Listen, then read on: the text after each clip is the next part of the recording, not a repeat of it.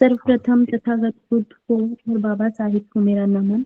श्रद्धे बनते डॉक्टर भिखू और भिखू संको छात्र वंदामी सभी बंधुओं को नमो बुधाय जय भीम।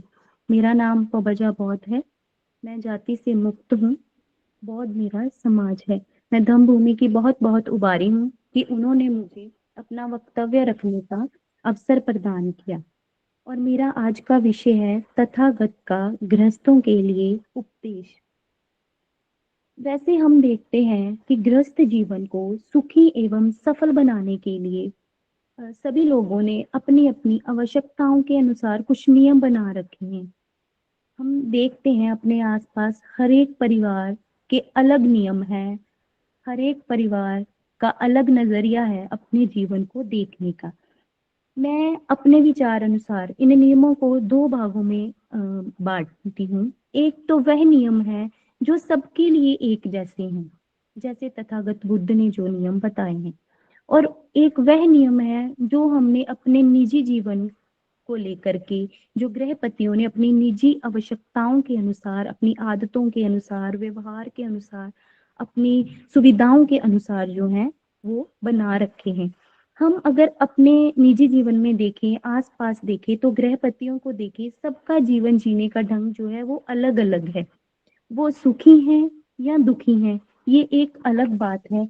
लेकिन सबका जो जीवन को जीने का ढंग है, जो जीवन को देखने का नजरिया है, जो उनका गृहस्थ जीवन है, वो कैसे जी रहे हैं, वो सब अलग अलग है सबका। तो हम अक्सर मैंने देखा है गृहस्थों को बात करते हुए, आम लोगों को, चाहे बच्चों को, चाहे वो मैरिड हैं अनमैरिड हैं, तो अक्सर कहते हैं कि उसका जीवन बहुत सुखी है, उसकी शादी हुई है, वो लड़की बहुत अच्छी है या वो लड़का बहुत अच्छा है, उसका तो जैकपॉट लग गया, उसकी तो लॉटरी निकल आई। तो तथागत इस बारे में क्या कहते हैं? तथागत कहते हैं कि गृहस्थ कैसे भी हो, गृहपति पति पत्नी कैसे भी हो, वो निरंतर प्रयासों से अपने जीवन को सफल बना सकते हैं। लेकिन उन्हें निरंतर प्रयास करना होगा कि हम भी अपने जीवन को जो है सफल बना सके, हम भी अपने जीवन को श्रेष्ठ बना सके, हम भी एक अच्छा और सुखदायी जीवन जी सके। तो तथागत कहते हैं कि निरंतर प्रयासों से अपना जीवन श्रेष्ठ बनाया जा सकता है। इस संबंध में वो सर्वप्रथम अनाथ पिंडक को अपना उपदेश देते हैं, जिसमें अनाथ पिंडक जब तथागत से भेंट करते हैं तो नमन करके एक साइड पे बैठ जाते हैं और तथागत से निवेदन करते हैं, हे तथागत, हमें बताएं कि मैं अपना जो जीवन है वो सुखमय कैसे बना सकूं। तो तथागत बताते हैं, सर्वप्रथम वो कहते हैं कि सबसे पहला जो नियम है उसमें जो गृहस्थ है वह जो है संपत्ति का अधिकारी होना चाहिए, मतलब उसके पास संपत्ति होनी चाहिए। तो हमें भी पता है कि अगर हमारे जीवन में संपत्ति ना हो, सुख सुविधाएं ना हो, तो हम जो है वो दुखी रहते हैं। उसके बाद तथागत कहते हैं कि ये जो पहला नियम है उसका जो सुख संपत्ति है, जो सुविधाएं हैं, वो जो अर्जित की गई हों, वो ईमानदारी से अर्जित की गई हों, उसमें मेहनत की कमाई हो, छल कपट से कमाया हुआ धन जो है वो नहीं होना चाहिए। अगर कोई व्यक्ति, कोई गृहस्थ छल कपट से किसी संपत्ति को अर्जित करता है तो वह सुखद जीवन जो है वो व्यतीत नहीं कर सकता, क्योंकि जब हम ईमानदारी से, मेहनत से अपना जीवन जो है धन कमाते हैं, अर्जित करते हैं, तो हम कहीं ना कहीं सुख की अनुभूति करते हैं, हम सुख का अनुभव करते हैं। उसके बाद तथागत कहते हैं कि दूसरा नियम ये है कि जो भी हमने ईमानदारी से, कुशल कर्मों से, मेहनत से धन कमाया हुआ है, उस धन को हम कैसे खर्च कर रहे हैं। उस धन को अगर हम कुशल कर्मों में खर्च कर रहे हैं तो यकीनन ही हम सुख की अनुभूति करेंगे। परंतु दूसरी तरफ हमने देखा है कि अगर हम प्राप्त धन को गलत कामों में खर्च करते हैं, नशों में खर्च कर देते हैं, हम जुए में या गलत कामों में खर्च कर देते हैं, हम किसी का भला नहीं करते, गलत जगह पे दान दे देते हैं, तो वो कहीं ना कहीं हमें दुख देगा, हमें दुख का अनुभव होगा, हम सुख अनुभव नहीं कर सकेंगे। फिर तथागत क्या कहते हैं? तथागत कहते हैं कि ये जो धन अर्जित किया गया है उसको भोगने का जो सुख है वो कैसे वो भोग रहे हैं, जो ग्रस्त हैं, जो उन्होंने कुशल कर्मों से धन कमाया है, कुशल कर्मों से वो खर्च कर रहे हैं, और उसके बाद जो है वो खर्च तो कर दिया, लेकिन अगर उनके पास धन ही नहीं है, वो ऋण उठा करके अपने जीवन को सुखी बना रहे हैं। मान लीजिए एक व्यक्ति है, उसके पास धन नहीं है, उसके पास ना दान देने के लिए है, अपनी जरूरतों को पूरा करने के लिए भी धन नहीं है, तो वो कहीं ना कहीं अगर ऋण उठा के अपनी जरूरतों को पूरा करता है, जहाँ दिखावे के लिए धन जो है वो ऋण ले लेता है, तो वो भी कहीं ना कहीं दुखी रहता है, क्योंकि इसके प्रभाव से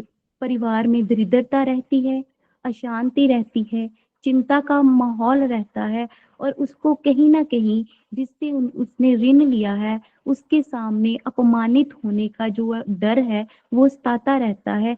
चाहे वो दूसरों के सामने उस धन को, उस जो लिए हुए धन को दिखावे में दिखाता है कि मैं उस धन को प्रयोग करके कितना सुखी हूँ। उससे आगे तथागत अनाथ पिंडों को कहते हैं कि चौथा नियम है दोष रहित होना। अगर एक व्यक्ति दोष रहित है, अगर उसकी वाणी जो है वो कठोर नहीं है, अगर वो व्यभिचार नहीं करता, वो विचारों से दोष रहित है, भाव कि उसके विचार जो हैं उन उसमें कोई दोष नहीं, उसके अच्छे विचार हैं, वो अच्छे विचारों वाला व्यक्ति है, तो वो भी जो है वो एक सुखद जीवन जो है वो व्यतीत कर सकता है। तो ऐसे तथागत अनाथ पिंड को बताते हैं कि कैसे एक व्यक्ति जो है इन 4 नियमों का पालन करते हुए अपने जीवन को जो है सुखद बना सकता है। हम देखते हैं कि हमारे जीवन में कुछ परिवार ऐसे हैं जिसमें धन की पूर्ति बहुत है, वो अच्छे कामों पे भी खर्च करते हैं, लेकिन कई जगहों पे जो पति पत्नी के संबंध हैं वो ऐसे हैं कि कहीं पति अच्छे हैं और पत्नी जो है दोष, पत्नी में दोष है, कहीं पति दोषी दोषी है और पत्नी जो है वो दोष मुक्त है। और इन सब के चलते हुए तथागत ने अब एक देशना जो है वो मथुरा से एक बार तथागत जा रहे थे मथुरा से, तो वहां पे उनको कुछ गृहपति मिले। तो उन्होंने तथागत से निवेदन किया कि हे तथागत, हमें बताएं कि ये जो पति पत्नी के संबंध हैं वह कैसे सुखद होने चाहिए, मतलब कैसे संबंध होने चाहिए या कैसे संबंध होते हैं जिसमें वो सुख का अनुभव करते हैं। तो तथागत उनसे कहते हैं कि हे गृहपतियों, पति पत्नी के 4 प्रकार के सहवास होते हैं, भाव संबंध होते हैं, 4 तरह के लोग हैं जो पति पत्नी के रूप में रहते हैं। सर्वप्रथम एक दुष्ट पुरुष और श्रेष्ठ स्त्री का संबंध होता है। हम अक्सर देखते हैं कि एक पति पत्नी ऐसे भी होते हैं संसार में जिसमें पति जो है वो दुष्ट है लेकिन पत्नी श्रेष्ठ है।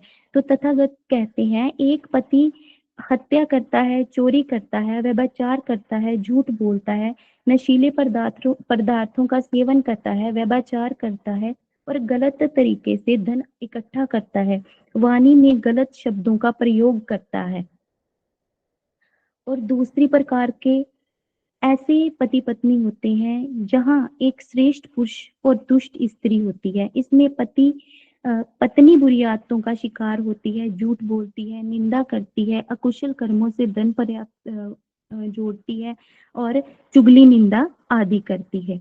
उसके बाद दुष्ट पुरुष और दुष्ट स्त्री होते हैं जो दोनों ही नशे का प्रयोग करते हैं, गलत तरीके से धन एकत्रित करते हैं, गलत तरीके से धन जो है वो खर्च करते हैं, उनको बुरी आदतें होती हैं, उनके विचार भी जो हैं वो श्रेष्ठ नहीं होते। और चौथी प्रकार के ऐसे पति पत्नी होते हैं जो कुशल कर्म करते हैं, झूठ, चोरी, चुगली, निंदा आदि से दूर रहते हैं और वो उनके विचार जो हैं वो भी श्रेष्ठ होते हैं। तथागत इस प्रकार वर्णन करते हैं कि इस प्रकार के दो जीवन साथी श्रेष्ठ स्त्री व श्रेष्ठ पुरुष एक दूसरे के साथ रहते हैं। वो ना चोरी करते हैं, ना कटु वचन बोलते हैं, ना गलत तरीके से धन इकट्ठा करते हैं और ना ही किसी का मन दुखाते हैं। साथियों, तथागत के गृहपतियों को इस देशना में बताया कि किस प्रकार के संबंधों वाले पति पत्नी जो हैं संसार में रहते हैं। सभी प्रकार के संबंधों वाले गृहपति अगर प्रयत्नशील रहें तो वह सुख को प्राप्त कर सकते हैं। अब ये सवाल आता है कि ये अलग अलग तरह के जैसे 4 प्रकार के तथागत ने बताया कि पति पत्नी के संबंध होते हैं, ये कैसे सुख को प्राप्त कर सकते हैं।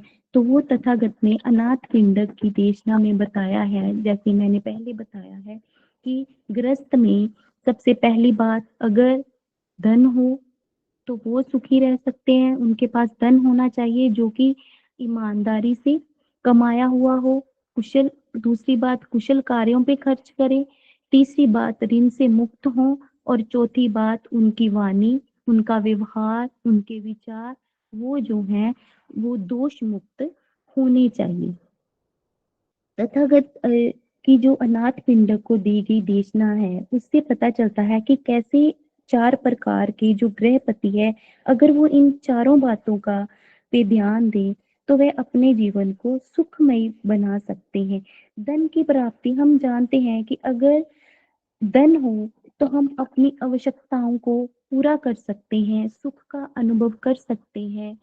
किंतु अगर ये धन गलत तरीके से कमाया गया है तो कुछ समय के लिए हमें आनंदित तो कर सकता है, परंतु कहीं ना कहीं हमारे अंतर मन में कहीं ना कहीं इस लूट, चोरी, झूठ और छल कपट का जो है वो उससे दुख होगा हमें। जब भी हमें ये एहसास होगा कि ये धन तो हमने चोरी से, झूठ से, छल कपट से कमाया है, हम कहीं पकड़े ना जाएं, हमें कोई अपमानित ना कर दे, किसी को पता ना चल जाए कि ये धन हमने कैसे एकत्रित किया है। तो कि ये जो बात है वो हमारे सुखी जीवन को जो है वो दुखद कर देगी। उसके बाद संपत्ति को अगर हम गलत कामों पर खर्च करें तो भी सुख प्राप्ति नहीं कर सकते। नशे पे खर्च करें तो एक धनवान व्यक्ति भी अगर अपने धन को नशे पे खर्च करे तो उसका मानसिक जो है मानसिक रूप से बीमार होगा, शारीरिक रूप से बीमार होगा, उसकी वाणी में कटुता आएगी और आए दिन कले कलेश जो है वो बढ़ते रहेगा। परंतु अगर किसी को वही धन अगर कुशल कर्मों में खर्च करे, किसी भूखे को खाना खिलाए, शिक्षा पे खर्च करें, दम के कामों में लगाएं, वहां पे दान दे, यहाँ पे उसको पुष्टि हो कि ये कहीं ना कहीं सामाजिक कल्याण के लिए ही धन प्रयोग में लाया जाएगा। तो ये सोचकर, ये जानकर हमें कहीं न कहीं सुख की अनुभूति होगी कि हाँ, हमने इस जगह पे अपने धन को दान करा है, इस जगह पे खर्च करा है, किसी का भला करा है, उसकी दुआएँ मिली हैं, तो हमें कहीं न कहीं वो है सुख की अनुभूति होगी। उसके बाद आता है ऋण मुक्त होना। एक व्यक्ति जिसने किसी का ऋण देना है, कम हो या ज़्यादा हो, गृहस्थ पति भी जो है वो दुखी रहते हैं। इसके प्रभाव से मैंने जैसे पहले बताया कि परिवार में दरिद्रता रहती है, चिंता का माहौल रहता है, कहीं न कहीं हमें अपमानित होना पड़ता है। हम अक्सर घरों में देखते हैं कि बड़े-बड़े बातें करते हैं हम आपस में कि वो देखो उसके पास बहुत धन है, गाड़ी है, ये है, वो है, लेकिन वो ना परेशान रहता है। दोस्त आपस में बात करते हैं, मुझे नींद नहीं आती, मैं परेशान रहता हूँ, पता नहीं क्या बात है। असल में वो बात यही होती है कि जहाँ तो वो धन गलत तरीके से एकत्रित किया गया होता है, जिसका प्रयोग वो दिखावे के लिए करते हैं, जहाँ तो ऋण लेकर के वो शान और शौकत का दिखावा किया जाता है, जो आदमी को अंदर ही अंदर जो है खत्म करता है, अंदर ही अंदर इतना दुखी कर चुका होता है कि उसको कब सोना है कब उठना है इसका अ, जो है पता ही नहीं चलता। दोष मुक्त होना। इसके बाद आता है कि अगर हमारे पास सभी सुख सुविधाएं हैं, हम खुश हैं, लेकिन कहीं ना कहीं हमारे व्यवहार में व्यभिचार है, कहीं ना कहीं हम दूसरों को दोषी ठहराते हैं अपनी गलतियों से, कहीं ना कहीं हम अपने मुख से कटु वचन ऐसे बोल देते हैं जिससे हमारी पूरी जो है अ, जीवन ही जो है वो कष्टदायक हो जाता है। जैसे हम अक्सर देखते हैं कि छोटी सी बात होती है उस पे इतनी बहस होनी कभी कभार घरों में शुरू हो जाती है।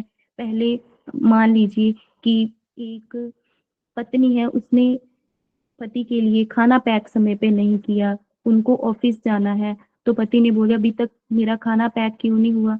तो जीवन संगिनी कहती है कि मैं तो सुबह से उठ के काम कर रही हूँ, आप खुद ही कर लेते। फिर वो बोलते हैं कुछ कुछ वो बोलते हैं, इन्हीं सब बातों से सारा दिन जो है मूड एक दूसरे का खराब रहता है। उसके बाद कभी कभार तो बातें यहाँ तक पहुंच जाती हैं कि गृहिणियां कहती हैं कि हम घर छोड़ के जा रहे हैं, हमें आपके साथ नहीं रहना, आपका तो रोज का ही ये काम है। वो किस वजह से यहाँ तक बात पहुंची? हमारी कटुरवाणी की वजह से। उसके बाद हमारे विचारों में दोष, मतलब हम समझ ही नहीं पाए दूसरे को कि वो सुबह से उठ के कार्य कर रहा है, हमारे लिए कार्य कर रहा है, बच्चों के लिए कार्य कर रहा है। और दूसरी तरफ जो है गृहिणियों को भी समझना चाहिए कि जो हमारे जीवन साथी हैं वो भी सुबह जल्दी उठ के हमारे लिए ही जो है काम करने बाहर जाते हैं। वो घर पे कोई भी अचानक से कोई बीमारी, कोई घटना ऐसी हो जाए जिस पे ज़्यादा पैसा खर्च करने की ज़रूरत पड़े बच्चों की उच्च शिक्षा के लिए, तो वो उनको ही अरेंज करना है। वो कैसे अरेंज करते हैं? अगर उनकी जगह पे हम खुद को रख के देखें, तो हमें पता चलेगा कि बाहर से एक एक अचानक से आई हुई मुसीबत के लिए पैसा इकट्ठा करना, साधन इकट्ठे करने कितने मुश्किल हैं। तो हम दोनों को एक दूसरे को समझना है, उसके लिए हमारे जो विचार हैं वो दोष मुक्त होने चाहिए, ताकि हमारा जो ग्रस्त जीवन है वो थोड़ा सरल हो सके, हम एक दूसरे को समझ सकते। हम अक्सर ये कहते हैं कि जिसको पूछो वही दुखी है, जिसको ना पूछो वो सुखी है। उसका कारण क्या है? हमने कभी कारण जानने की कोशिश ही नहीं की। अगर हम तथागत के गृहस्थ जीवन को श्रेष्ठ बनाने के लिए जो 4 नियम हैं, अगर हम देखें, तो उन्हीं नियमों में ही हमारे जो सवाल है उनका जवाब छिपा हुआ है। कहीं न कहीं इन 4 नियमों में से किसी नियम की कमी है, या चारों की ही कमी है, 3 की, 2 की, 1 की, किसी न किसी कमी की वजह से ही दूसरा व्यक्ति जो है हमें लगता है कि वो दुखी या सुखी है। अगर कोई एक भी बात, जो एक भी नियम है, अगर उसमें वो दोषी है, तो यकीन मानिए वो दुखी ही होगा। हम अक्सर बात करते हैं कि फलान फलान व्यक्ति है, उसके पास बहुत सुख सुविधाएं हैं, लेकिन वो बहुत दुखी है, क्योंकि इन्हीं 4 गुणों में से, इन्हीं 4 नियमों में से कोई एक नियम, एक गुण की जो है उनके पास कमी है। इस वजह से ही वो कहीं ना कहीं दुखी है। अगर हम न्यू जनरेशन की बात करें, तो सबसे बड़ा अवगुण मेरे विचार में, मेरी समझ में यही है। एक तो हमें सहनशीलता की बहुत ही कमी है। हम कोई भी कोई बात कह तो दे एक बार, चाहे माँ ने कही है, चाहे हमारे पिताजी ने कही है, चाहे भाई ने कही है, बहन ने कही है, पति पत्नी एक दूसरे को, मतलब जरा सी बात कही नहीं और झगड़ा शुरू हुआ नहीं, मतलब हम असहनीय हो गए। हम छोटी छोटी बातों पर भी एकदम से उबल आते, हमारा खून गर्म हो जाता है कि नहीं इसने कहा तो कहा क्यों? अब इसने कह दिया तो इसको मैं 4 बातें सुना के फिर ही चुप रहूंगा। दूसरा बात कटुरवाणी, और जो सुनाना है वो हम इतना कड़वा बोल देते हैं, कभी कभार इतना दूसरे आदमी के मन को लग जाता है कि वो हमसे बात तक नहीं करना चाहता और दोबारा कभी ना मिलने तक की बातें जो है वो कर देता है। और यही कारण है मेरे विचार अनुसार यही कारण है कि जो भारत है इसमें डिवोर्स की जो संख्या है, प्रतिशत है, वो बड़ा ही है। और अगर हम देखें हमारे जो बच्चे हैं, ये जो मोबाइल फ़ोन का जो ट्रेंड चल पड़ा है, बड़े भी फ़ोन में व्यस्त हैं, छोटे भी फ़ोन में व्यस्त हैं, पति-पत्नी दोनों इस फ़ोन की लत की वजह से ही उनमें ज़्यादातर झगड़े हो रहे हैं। मैं अपना एक्सपीरियंस भी शेयर करूँगी और आप सबके साथ भी मेरे विचार अनुसार यही है, बाकी अगर नहीं है तो अच्छी बात है। क्या है कि जो गृहिणियाँ होती हैं, सुबह उठती हैं, कार्य करती हैं घर के, खाना बनाया, बच्चों को स्कूल भेजा, ये वो। अगर कोई वर्किंग है तो वो स्कूल से जाके आई, लेकिन जब भी उनको टाइम मिला अगर उन्होंने फ़ोन पकड़ लिया, पास बैठे जो है उनके जीवन साथी को बोलेंगे, "अब क्यों फ़ोन पकड़ा है? जब मैं पकड़ता तो बोलते हो कि आप फ़ोन पे लगे रहते हो।" फिर पत्नी बोलती है आगे से, "आप तो सुबह के लगे थे, मैंने तो अभी पकड़ा। आप जब से ऑफ़िस से आए हो तब से लगे हुए हो, मैंने तो अभी पकड़ा।" वो जो बच्चे हैं वो मम्मी-पापा के जो झगड़े हैं उनको देख-देख के वो, "मम्मा आप भी तो देखते हो, पापा भी तो देखते हैं, आप तो पापा को भी बोलते रहते हो, मेरे को भी बोल रहे थे, आप तो हमारे पीछे ही पड़ गए हो।" मतलब एक इन छोटी-छोटी बातों की वजह से, हमारे ना समझने की वजह से, एक-दूसरे में अंडरस्टैंडिंग ना होने की वजह से, जो हमारे रिश्ते हैं, वो कहाँ से कहाँ तक पहुँच गए हैं कि हमारे बच्चे भी हमसे दूर हो गए, हमारे जो हैं दोनों जीवन साथियों के संबंध भी ऐसे हो गए कि एक दूसरे को समझने या ना समझने की पता ही नहीं चलता कि हम एक दूसरे को समझ रहे हैं या नहीं समझ रहे, एक दूसरे का साथ दे रहे हैं या नहीं दे रहे, कहाँ पे प्रॉब्लम है ये पता ही नहीं चल रहा। इसका कारण कटुर वचन और असहनशीलता है, हम में सहनशीलता बची ही नहीं है। और पेरेंट्स बच्चों को समय नहीं दे रहे, बच्चे पेरेंट्स को समय नहीं दे रहे, और दोनों जीवन साथी भी एक दूसरे को समय नहीं दे रहे, जिस वजह से वो जो जीवन संगनी या जीवन साथी जो महसूस कर रहा है, जो उसके अंदर तनाव है, वो जो सारा का सारा तनाव है वो बच्चों पे उमड़ आता है। बच्चे कुछ भी मांगे, कुछ भी करें तो वो उन पे सारा गुस्सा निकाल देते हैं, जिनसे हमारा आने वाला भविष्य जो है वो प्रभावित हो रहा है, हमारे बच्चों बच्चों की जो जिंदगी है वो प्रभावित हो रही है। मैं आपको कुछ महीने पहले मैं अपने गांव गई, तो मेरी शादी 2013 में हुई थी। तब मैं धम्मिक स्त्री नहीं थी, मुझे धम्म के बारे में कोई ज्ञान नहीं था, यहाँ तक कि बाबा साहिब के बारे में भी उतनी ही नॉलेज थी जितनी आम स्टूडेंट्स को स्कूलों में या कॉलेजेस में दी जाती है। तो जब मेरी 2013 में शादी हुई तो मैं अपने ससुराल में गई, तो वहाँ मैंने अपने फादर इन लॉ से बाबा साहिब की बात करते हुए सुना। वो अक्सर ही बाबा साहिब की बुक्स पढ़ते थे। मैं उनके पास इधर-उधर काम करती तो सुनती रहती थी। तो मेरा जो मन है, मेरी जो सोच है, मेरे विचार हैं, वो धीरे-धीरे, धीरे-धीरे बदलने लगे और मैं एक अंधविश्वासी स्त्री से एक दम्मक स्त्री बनी। तो वहीं मेरे फादर इन लॉ, मैं कुछ महीने पहले जब गाँव गई, तो मैंने क्या देखा कि मेरे मदर इन लॉ, माताजी हमारे, मेरे मैं उन अपने फादर इन लॉ के पास बैठी तो उन्होंने कोई बात नहीं की, जो कि अक्सर हमें बातें होती रहती हैं कि बाबा साहब ने ये करा, आज मीटिंग में ये हुआ, बंते जी ने ये कहा, हम वहाँ गए, ये वो। उन्होंने कोई बात नहीं करी, वो अपना फ़ोन खोले हुए फ़ोन पे लगे हुए हैं। और मम्मी जी मेरे को शिकायत कर रही हैं कि बेटे देखो तेरे पापा तो मेरी बात ही नहीं सुनते, मैं इनके पास बोलती रहती हूँ, इनको पता ही नहीं चलता, ये क्या मतलब, वो भी वहां पे भी पति पत्नी का जो रिश्ता है वो बिगड़ रहा है। और उसका कारण क्या है, ये दोनों को ही नहीं पता उसका कारण क्या है। एक मोबाइल फोन एक मोबाइल फ़ोन वो वजह नहीं है, वो कहीं न कहीं हमें नॉलेज भी देती है, उसका प्रयोग कैसे करना है, अच्छे के लिए, बुरे के लिए, ये हम पे डिपेंड है। तो वो मतलब उनके बीच का जो रिश्ता है, वो भी कहीं न कहीं इतने सालों बाद कमज़ोर पड़ रहा है कि उनको लग रहा है कि हम एक-दूसरे को समझ नहीं पा रहे।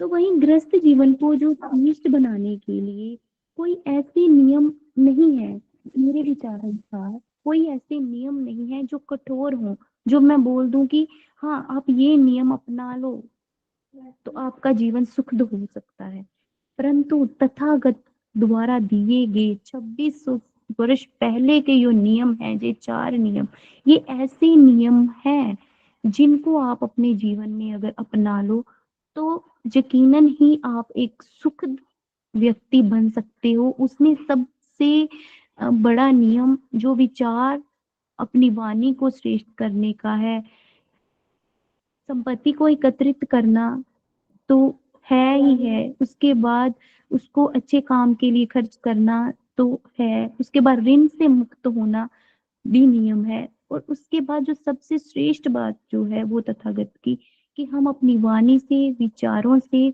जो है वो बेहतर हों, वो अच्छे हों। अगर हम अच्छे होंगे तो हम यकीनन ही अच्छे तरीके से धन कमाएंगे। अगर हम अच्छे होंगे, हमारे विचार अच्छे होंगे तो यकीनन ही हम अच्छे कार्यों में खर्च करेंगे। अगर हमके विचार अच्छे, हमारे विचार अच्छे हों, हमारी सोच अच्छी हो, अगर हमें जरूरत पड़ती है कहीं किसी से कोई ऋण लेने की तो यकीनन ही हम उनका ऋण वापस करेंगे ही करेंगे, और कोशिश करेंगे जल्द से जल्द कर्ज मुक्त हो सके। तो वो 4 नियम ऐसे नियम हैं जो हम सभी को अपने जीवन में जो है वो अपनाने चाहिए। आप,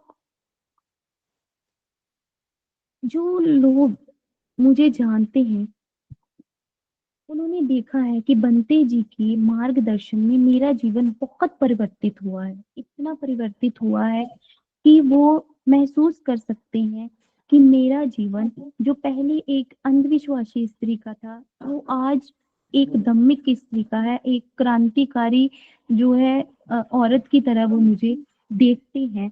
तो ये सब जो है वो तथागत की और बनते डॉक्टर करुणाशील राहुल जी की देशनाओं की वजह से ही है। तो हमने निरंतर इन देशनाओं से जुड़ना है, निरंतर हमें अगर जुड़ते रहेंगे, हमारे विचार जो है धीरे धीरे धीरे धीरे बदलते रहेंगे तो हमारे जीवन में निश्चित ही परिवर्तन आएगा। तो तथागत के नियमों का पालन करें, करुणा मैत्री दया शीलों का पालन करें, पाप झूठ चोरी नशा व्यभिचार हत्या आदि से सदैव को दूर रखने की कोशिश करें। गृहस्थ जीवन में पति पत्नी दोनों का जो है बराबर का योगदान है। जीवन को श्रेष्ठ बनाने में मैं यह नहीं बोलूंगी कि हाँ स्त्रियों को सहन करना है, पुरुषों को नहीं, पुरुषों को सहनशील होना है, स्त्रियों को नहीं, नो, दोनों का जो है बराबर का जो है इसमें योगदान होगा तो ही हमारा जीवन जो है वो श्रेष्ठ होगा। पर जैसे हम शादी के प्रारंभिक जो है शुरुआती दिनों में हम देखते हैं कि एक पुरुष की भूमिका जो है ना, मेरे विचार अनुसार एक पुरुष की भूमिका सबसे श्रेष्ठ होती है, सबसे महत्वपूर्ण होती है। क्यों? क्योंकि एक पुरुष को, एक पति को जो है एक परिवार और अपनी जीवन संगिनी दोनों को जो है वो जोड़ना होता है। तो वहां पे एक व्यक्ति, एक पुरुष की भूमिका जो है वो बहुत महत्वपूर्ण होती है। तो उस समय पति को ऐसा अ, अपना रोल अदा करना होता है, अपनी भूमिका अदा करनी होती है कि जिसमें परिवार में सुख का माहौल बना रहे, दोनों परिवार जो हैं वो अच्छे से आपस में जुड़े रहें। शुरू के दिनों में क्या होता है कि दोनों परिवारों के नए सदस्य मिलते हैं और वो एक दूसरे के बारे में ऐसे अपने विचारों के अनुसार ही ऐसे अनुमान लगा देते हैं कि उसका करैक्टर ऐसा होगा, वो ऐसे विचारों का होगा, वो वैसे विचारों का होगा। उन अनुमानों की वजह से ही उनकी अवधारणाएं बन जाती हैं, उनकी धारणाएं गलत बन जाती हैं। वो जो गलत धारणाएं हैं वो कहीं ना कहीं उनकी वजह से, जो लड़के वाले पक्ष के होते हैं वो लड़के को, और जो लड़की वाले पक्ष के होते हैं वो लड़की को कहीं ना कहीं कुछ ना कुछ बातें ऐसी करनी शुरू कर देते हैं जिनसे उनके पारिवारिक झगड़े, उनका गृहस्थ जीवन जो है वो तहस नहस हो जाता है। तो गृहस्थों को, पति पत्नी को, जीवन साथियों को, दोनों को चाहिए कि वो अपने परिवार की बातें तो सुने लेकिन खुद समझे कि जो हमारा जीवन साथी है, हम, जो मेरी जीवन संगनी है, उसके विचार क्या हैं। समय दे, एक दूसरे को समय दे, दोनों एक दूसरे के साथ अपने विचार साझा करें। कोई भी घर पे बात होती है वो जरूर डिस्कस करें, तो आप पाओगे कि आप दोनों में कोई झगड़ा नहीं है, आप दोनों में कोई वैचारिक जो है भेदभाव नहीं है। ये कहीं न कहीं हमारी जो पूर्व अनुमान है, जो हम एक-दूसरे को मिलने से पहले, जानने से पहले ही लगा लेते हैं, उनकी वजह से ही हम जो है कहीं न कहीं ऐसे मोड़ पे आ जाते हैं कि हम दोनों 2 लोगों का जीवन जो है वो दुखद हो जाता है। दोनों परिवारों को चाहिए कि ऐसा अनुमान ना लगाएँ, सभी सदस्य अपनी तरफ से अपनी-अपनी पारिवारिक भूमिका अच्छे से निभाएँ जो कि एक जो है पति-पत्नी को अच्छा गृहस्थ जीवन जीने के लिए जो है वो प्रेरित हों, अच्छा गृहस्थ जीवन जीने के लिए वो अ, जो है आगे बढ़ें और उनमें कोई भी ऐसी बात ना हो कि वो लड़ाई झगड़े तक पहुँच पाए। अगर कोई गलतफ़हमियाँ पैदा हो भी जाती हैं, हो जाता है कभी-कभार किसी ने कहा कुछ लेकिन हमारे विचार में हमने अपने विचारानुसार कुछ और समझ लिया। तो अगर कोई ऐसी गलतफ़हमी होती है तो उसे बैठ के सुलझाया जा सकता है और उसे सुलझाने के लिए फिर तथागत का जो चौथा नियम है कि अपने विचारों को स्पष्ट रूप से अपने विचार आपके जो हैं इतने अच्छे होने चाहिए कि आप उस जो टॉक है वो जो जिसके लिए बैठे हो आप उस बात को सुलझाने के लिए उस बात को सुलझा पाएँ, ना कि उसको अपने दुष्विचारों से फिर और ज़्यादा उलझा दें।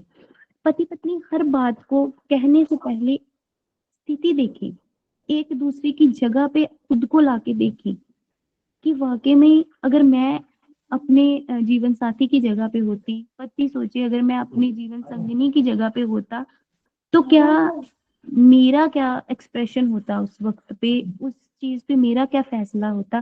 क्या जो फ़ैसला वो सामने वाला ले रहा है वो सही है, वो गलत है? अगर आपको लगता है कहीं कि उन्होंने कोई गलत फ़ैसला ले लिया है, चाहे जीवन साथी हो, जीवन संगिनी हो, तो आप उसको डिस्कस कर सकते हैं, उसको समय दें। ये नहीं कि आपने ऐसा क्यों किया, वैसा क्यों किया, सामने कोई और सिचुएशन है, वो किसी और के साथ हो रहा है, आप अपने पे लेके खुद दुखी होके बैठ जाओ, आप खुद एक-दूसरे के साथ झगड़ा करना शुरू कर दो। और एक सबसे ज़रूरी बात, मैंने बहुत से लोगों को देखा है यहाँ कि संतान को लेकर, बेटा है या बेटी है, इस चीज़ को लेकर भी जो गृहस्थों में बहुत वाद-विवाद चलते हैं। बहुत दुखी रहते हैं कि हाँ, बेटा होना चाहिए, बेटी होनी चाहिए, उसमें कहीं न कहीं पारिवारिक सदस्य भी इन्वॉल्व हो जाते हैं। तो ये जो अशांति का और दुःख का माहौल बना रहता है, इस पे जो है आपके क्या विचार हैं?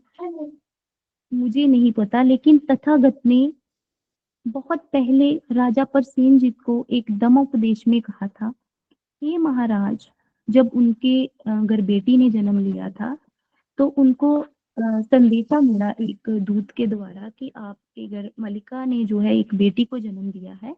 तो राजा प्रसेनजीत जो है वो बहुत उदास हो जाते हैं।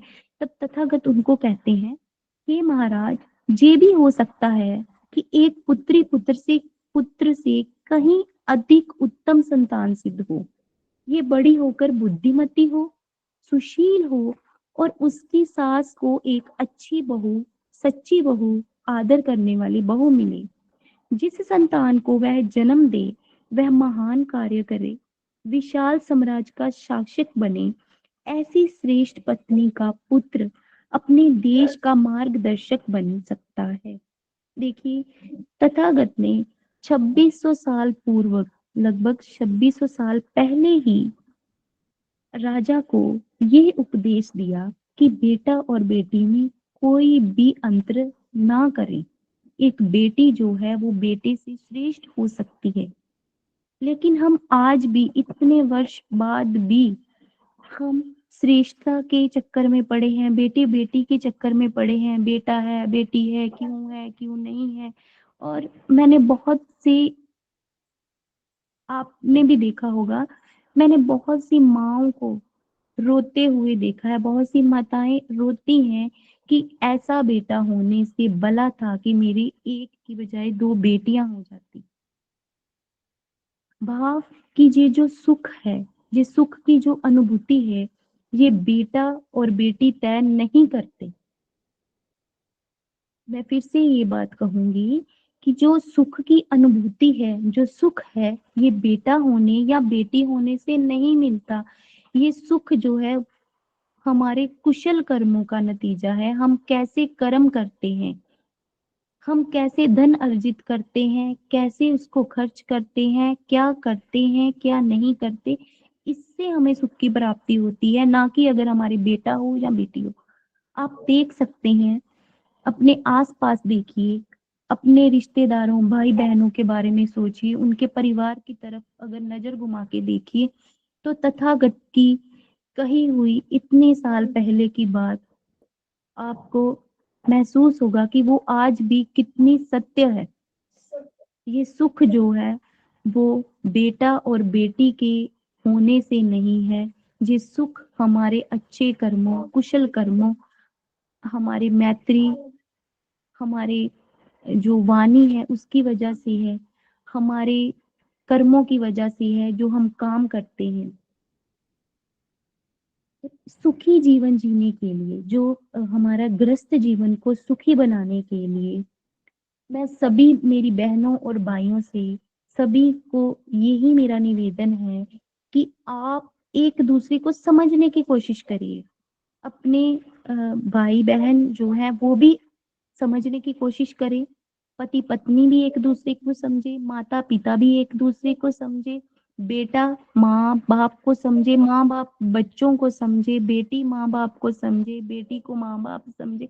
मतलब सभी आप एक दूसरे की समस्याओं को, एक दूसरे की जो भूमिकाएं हैं उनको समझे, उनकी भूमिकाओं में रह कर के, खुद को उनकी भूमिका में रख के, उनकी जगह पे रख के देखे कि अगर मैं अपनी माँ की जगह पे होती या होता तो मेरा क्या डिसीजन होता, अगर मैं अपने पापा की जगह पे होता मेरा क्या डिसीजन होता, मैं पति की जगह पे होती, पति सोचे कि मैं अगर पत्नी की जगह पे होता तो मेरा क्या डिसीजन होता। आप जब एक दूसरे को महसूस करेंगे, एक दूसरे की फीलिंग्स को महसूस करेंगे, तो आप समझ पाएंगे कि कैसे दोनों गृहपति जो हैं वो अपने अपने कार्य क्षेत्र में कैसे जूझते हैं, दिन रात मेहनत करते हैं, कैसी कैसी बातें उनको सुननी पड़ती हैं, और कैसे कैसे उनके सामने जो है आए दिन समस्याएं होती हैं जिनसे उनको निपटना होता है। तो यकीनन ही आपका गृहस्थ जीवन जो है वो सुखद होगा। और अपने बच्चों को जो हमारा फ्यूचर है, जो हमारा भविष्य है, उनमें ये बातें डालने के लिए आप अपनी अपनी भूमिका अवश्य निभाएं। चाहे भाई है, बहन है, पति है, पत्नी है, अपने बच्चों को जरूर सिखाएं, ताकि उनके सामने ये समस्याएं समस्याएं ना हो। उनके सामने वो जो हमारा जीवन को श्रेष्ठ बनाने का जो है टारगेट है, हम वो लक्ष्य उनके सामने हो, उनके सामने ये घरेलू समस्याएं जो है वो कभी ना आए। वो हमारे से 4 कदम आगे आगे की जो समस्याएं हैं उन पे चर्चा करें, ना कि वो हमारी तरह हम भी इतने सालों पहले की जो समस्याएं हैं आज भी हम उसी में उलझे हुए हैं, सास ससुर भाई बहन पति पत्नी, बस इन्हीं झगड़ों में घूम रहे हैं। हमने इन झगड़ों में जो है खुद को नहीं उलझाना, हमने जो है अपने जीवन को श्रेष्ठ कैसे बनाना है ये देखना है। सुखी और श्रेष्ठ जीवन के लिए कुशल कर्म करें, ईमानदारी से धन अर्जित करें, कुशल कर्मों में खर्च करें, जल्द से जल्द अपना जीवन जो है वो ऋण मुक्त करें, वाणी विचार व्यवहार सब में दोष रहित रहने का प्रयास करें। प्रयास से सब कुछ जो है हम कर सकते हैं। बनते डॉक्टर करुणाशील जी के मार्गदर्शन दर्शन में मैंने भी अपने जीवन को श्रेष्ठ बनाने का प्रयत्न किया है, और जो लोग मुझे जानते हैं उन्होंने महसूस किया होगा कि मेरे जीवन परिवर्तित हुआ है, और वो ये असहज ही महसूस कर सकते हैं कि मेरे जीवन में कितना परिवर्तन आया है।